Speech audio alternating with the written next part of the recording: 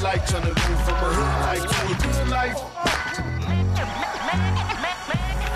And this is why you keep it right here with us on ESPNU, because you never know who's coming up next. We're going on to the class of 2011. You can see those updated rankings, ESPN.com. We call this the Super 60. Austin Rivers, son of Doc Rivers, #2 overall player in the nation. We're going to talk about him. Right now, the focus all on Michael Gilchrist. Big old kid out of New Jersey. One of the best players in the nation, regardless of class, just happens to be #1 overall in 2011. Michael Gilchrist is the #1 overall player in the class of 2011, and he now joins us over the phone as he is about to make his college choice. Michael, you got 3 finalists. Yes. Who are those 3 teams, and how'd you get down to those final 3? It was Oregon, Kentucky, and Villanova. So those are the 3 teams. Yeah. A lot of people are waiting for this moment. So, Michael, where are you going to play your college basketball and why? I'll be going to the University of Kentucky.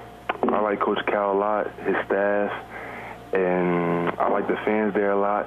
This is a blessing. That's the main reason. Kentucky, a great choice. First off, congratulations on that decision, Michael. You mentioned the fans, and so many players that have committed and played for Kentucky, like Daniel Orton, have mentioned the fan support of this Kentucky Hoops program. What was it about the fans that impressed you so much in Lexington? They have a lot of energy, and I like the fan base a lot. I mean, it's really crazy there. Well, of course they're crazy, Michael, because they have a player like you coming to play for Kentucky. Now, back in 8th grade, you told a paper that you wanted to play for John Calipari. That was back in 8th grade. Now you're going to have that chance. What do you like so much about Coach Cal? It's just his attitude towards the game and his players towards the game and just playing hard. So, Coach Cal, the perfect choice for you. Now, I understand a lot goes into any person's decision when they actually want to make their commitment. But what's the significance behind this actual date in your life, Michael? Oh, my dad passed when I was 2 years old, and it's his birthday today, so this is not for me. It's for him.